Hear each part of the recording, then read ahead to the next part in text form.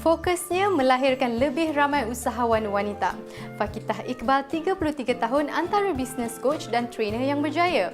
Gagal dan jatuh dalam perniagaan adalah sesuatu yang ditakuti oleh usahawan, namun tidak bagi Fakitah. Lahir di Connecticut di Amerika Syarikat, wanita cekal ini nekat dalam memperjuangkan hak wanita dalam dunia perniagaan.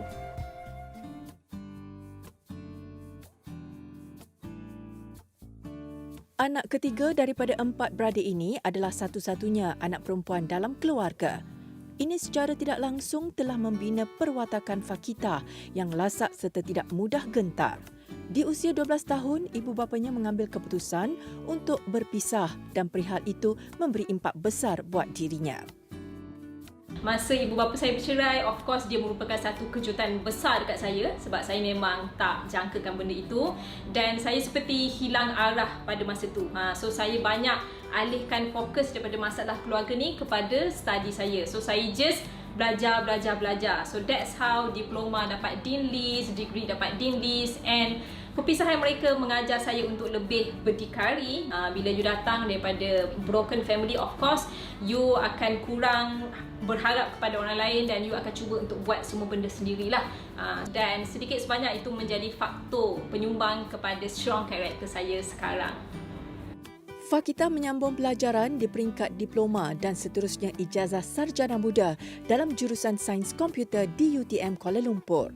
Setelah tamat latihan praktikal di IBM Malaysia, dia terus ditawarkan untuk bekerja sepenuh masa sebagai jurutera perisian komputer. So masa tu saya merupakan engineer yang paling termuda dalam departmen tersebut. Saya merupakan minority engineer perempuan dan tak sampai 2 tahun lah saya naik pangkat sebagai team lead, di mana saya merupakan team lead yang paling termuda pada usia 26 tahun dan the only perempuan team lead pada masa itu. So memang banyak sangat leadership karakter saya banyak terbentuk sebab bila kita kena lead team penuh dengan lelaki engineer semua yang lebih berusia daripada kita, of course kita kena ada leadership skill lah. How to manage the conflict, how to manage the team. So memang banyak sangat benda saya belajar. Minat mendalam terhadap dunia perniagaan membawa Fakitah dan suami untuk memulakan langkah dengan cuba menembusi pasaran dalam bidang automotif sekitar tahun 2011. Can you imagine dalam rumah kan ada bilik semua, salah satu bilik tu jadi workshop driver. Kita memang langsung tak mampu. So 2011 sampai 2016 kita memang duduk di dalam bilik kecil itu sahaja. Try macam-macam, buat sales sangkut, memang macam-macam kita buat pun brand kita tak berkembang.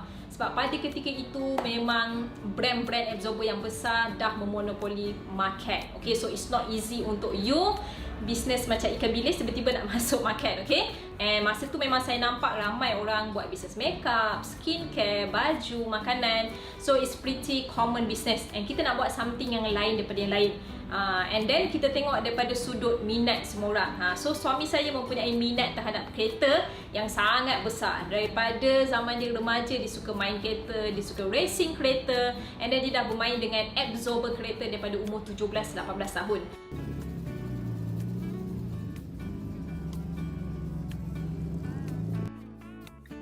Pernah jatuh dan bangkit semula.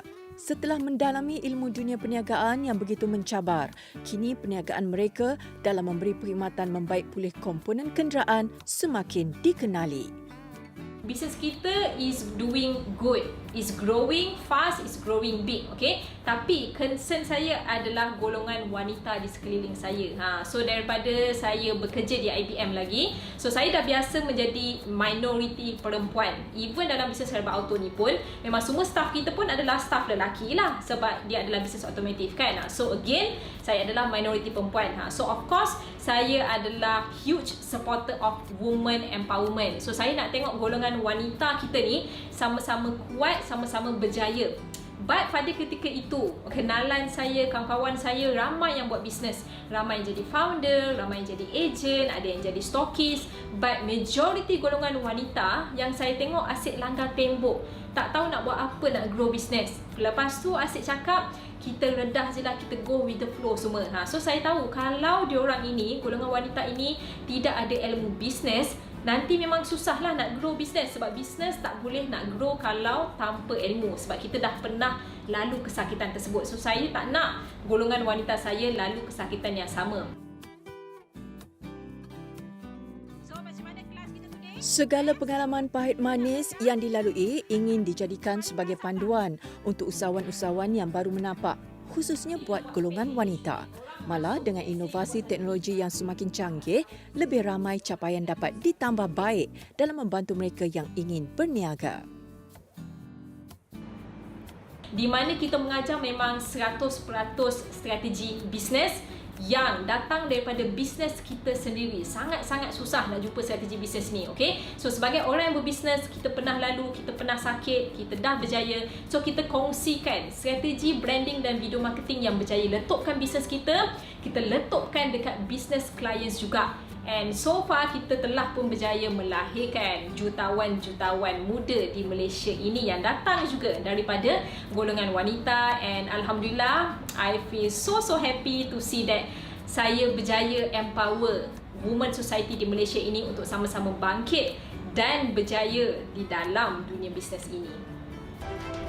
Okay, so sekarang ni kita dah selesai kelas personal branding today 9 jam. So macam mana kelas kita today? Best? Semua siap tahan? Okay, good. Antara prinsip hidup saya adalah no matter you dekat level mana sekalipun, semakin you berjaya, semakin you kena merendah diri dan please remember dari mana you datang.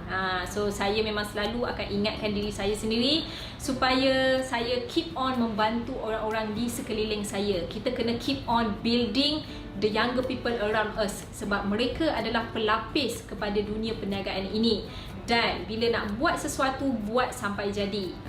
It's either you do all out or you don't do it at all.